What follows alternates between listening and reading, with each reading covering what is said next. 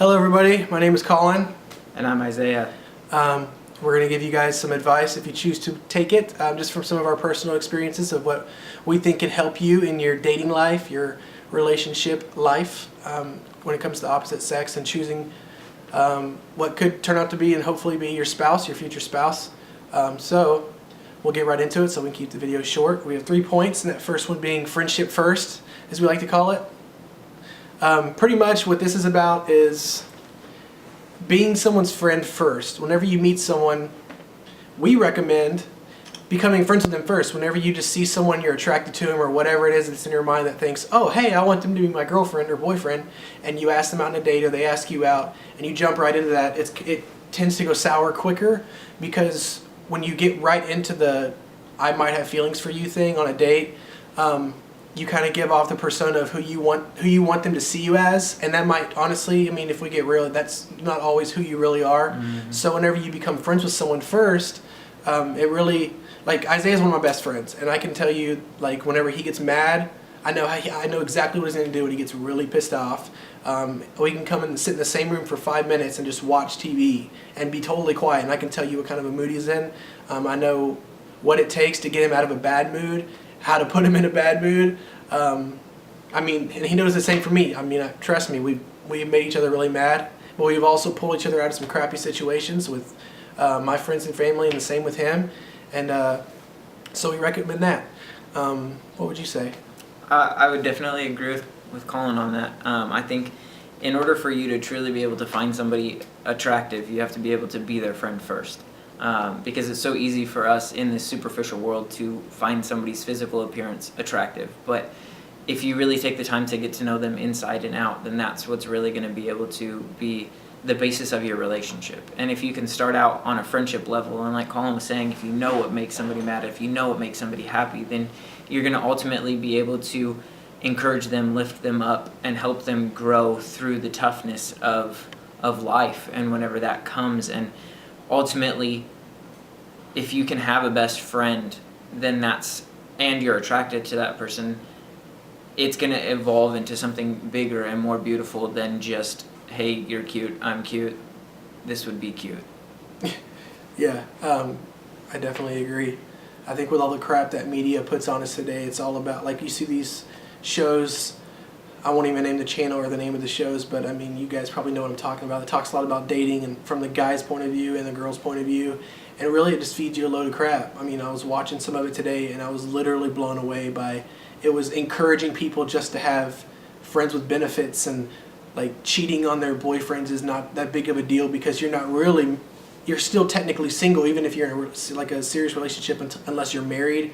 And that's just garbage. I don't care who you are. Like, if I'm dating someone and they're sleeping around with somebody, like, and that's cheating on somebody. I don't care if we're married or not. And why would I want to jump into marriage with somebody and dedicate and commit the rest of my life with that person whenever you can't even take the relationship serious in the beginning? And I really think that helps in the beginning. If you get into just a friendship with somebody and you guys are really cool, and then your feelings will grow for that person, and then you eventually will want to date them. And if not, cool, you didn't waste your time showing off, trying to be some person you're not to be impressive, sorry. And then 6 months down the road, the newness of the relationship wears off and all the butterflies go away, and then you realize, oh crap, this person really isn't who I thought they were in the beginning, and now we have to go through this crappy breakup thing again. So which usually ends up hurting more. Yeah. And it ends up destroying other friendships, not just the friendship that you quote unquote started because you found that person attractive. It can roll over into so many different realms. You may lose a best friend out of it that was connected to both of you guys. So really, starting it off just with friendship, hanging out with groups of people, and taking the time to really get to know that person inside and out is going to alleviate so much more than the one-on-one moments, the one-on-one intimacies, because when you allow those relationships to start occurring, then you're no longer pursuing that person with a purity of heart. You're pursuing that person with your own selfish motives, and ultimately relationships are all about giving and not taking. And I think that the society that we live in today is all about getting what you can and instant gratification, and honestly,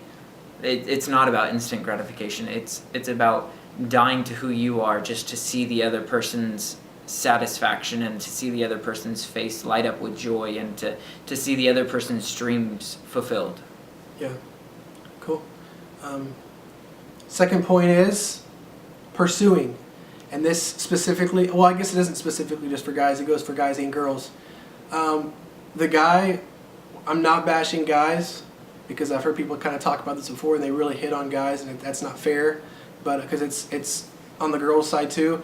But the guy should pursue the girl, always. That's how it's supposed to be. A guy should pursue the girl, and that's why the guy proposes. I mean, you hear about those instances where girls propose, and that's cool if they're both cool with that. But the guy should be the man of the relationship, and whenever you guys like realize that you're wanting to date each other, you're interested in each other as more than friends, the guy should be the one to pursue the woman and do things for her out of that, and ultimately it should lead to a relationship because the guy pursued the girl. I don't want to repeat myself a lot, but I mean, for instance, the guy should be man enough to ask the girl out, take her out on a date, however you want to do that, wherever you want to do that, it's up to you. But he should respect you enough to not just expect you to mess around and until eventually, hopefully, you give him enough hints or whatever. And if he gets rejected, big deal. At least you were a man about it and you didn't wait for 8 months after you knew she liked you for you to actually ask her out on a date. What would you say about that?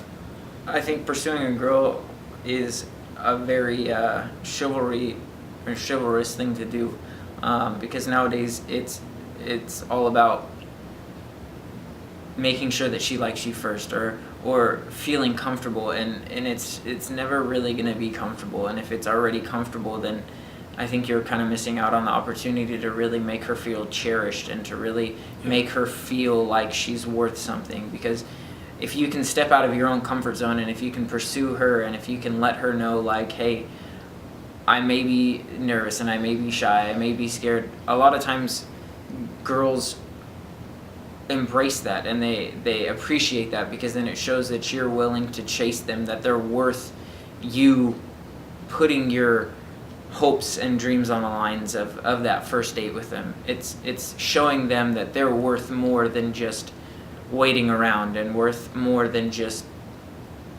getting what you want. Yeah, definitely.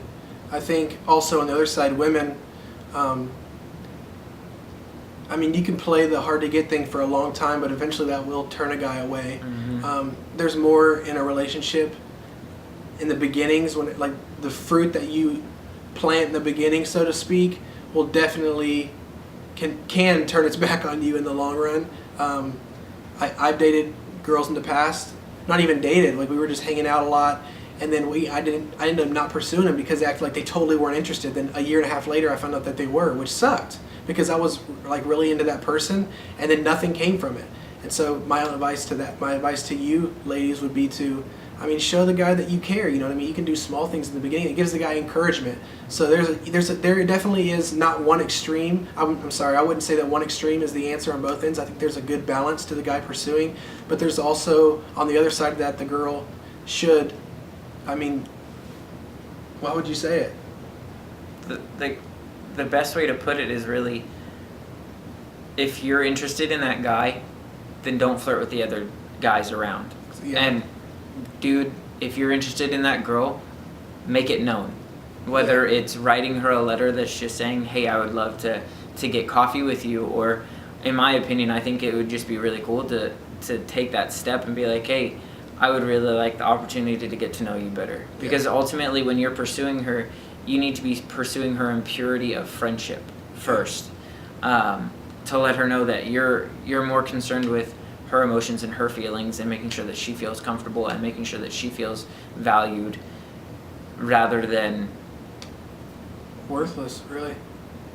I mean, in a sense, that's an extreme term. And I think also, sorry for making this point so long, but it's kind of important. I think it really shows how the man will act in the long run and taking control and taking care of you and your future family by the way that he pursues you in the beginning stages.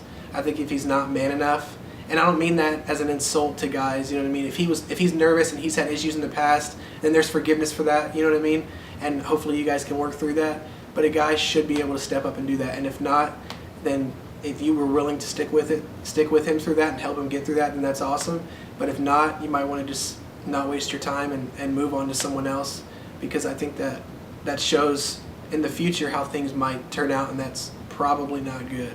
I mean, because you're relying on this guy to take care of you for the rest of your life. Exactly. And your children. And I mean, I'm sure you guys wouldn't disagree that that's a really big deal. So, yeah, let's get on to the number 3. Love is a choice. And I completely, 100%, 1,000,000% agree with that. You can easily fall out of love with somebody, and that's really where it takes having that friendship basis, because there's going to be some times where you're fighting in the relationship and you may not feel that love for that person, but that doesn't mean that you can just walk away, because love is a choice, love is a commitment, love is ultimately saying, I care for what you care for above my own flesh, my own ideas, my own wantings. Yeah. I agree fully. Clearly, we're making this video together. Love is a choice, and once again, referring back to what this culture is really. We're in America, obviously. You can tell by the way we speak, and I don't know about all the cultures in the world or all the different countries, but here it's really been put off as it's either like the guy comes in on the white horse and there's one perfect person, or there's not one perfect person. So the rest of my life, I'm just gonna go from guy to guy or from girl to girl, and that's not how it has to be. And man, I just really hope that you guys can understand that love is something that it is a choice. If love wasn't a choice, it would not be as powerful as it is. And love is a powerful emotion, and it is a choice. You choose in that moment. In those moments when you've been married for years or you've been dating for years, and you're going to have those situations where you get in really big fights and you doubt, should I really be doing this? Is this guy the guy for me? And that's really when the power of love being a choice comes into play, because you make that choice. And so if you choose to give up, then you chose to give up. My grandparents got married when they were 16 years old, and they've been married for 70 years. And I cannot tell you how many times they told me their stories and all that stuff. And they will tell you all day long, any older couple you talk to that's been married for any long period of time or any short period of time, anybody, they'll tell you how there's been multiple times where they've come home and didn't even feel like they loved this person that day. Or they did not love that person, but just they didn't even feel like being around them. They just wanted to go straight to bed, or they needed to get back to work. They just didn't feel like dealing with it. But that shows that love is truly a choice. You choose to stay in love with somebody. And yes, I'm not saying the emotion of love goes away, but it definitely is your choice of whether it will or not. I mean, would you agree with that? 100%. Yeah? So yeah, love is a choice. Faux show. Is that the right way? Yeah. Yeah, guys, so hopefully we didn't forget anything. We're going to watch this video and make sure we didn't. But if you're watching this, thank you guys for watching all the way to the end. Hopefully it wasn't too long. Share this with your friends. We'd really appreciate that. We're trying to get good, positive relationships started out there and get rid of all this garbage that we hear and this trash that you're fed your whole life that leads you into broken relationships. And a broken heart is worse than a broken bone. I'd rather go break both my arms and legs at the same time than have to go through a breakup. It sucks. So hopefully this can help you guys. We love you. Have a great night.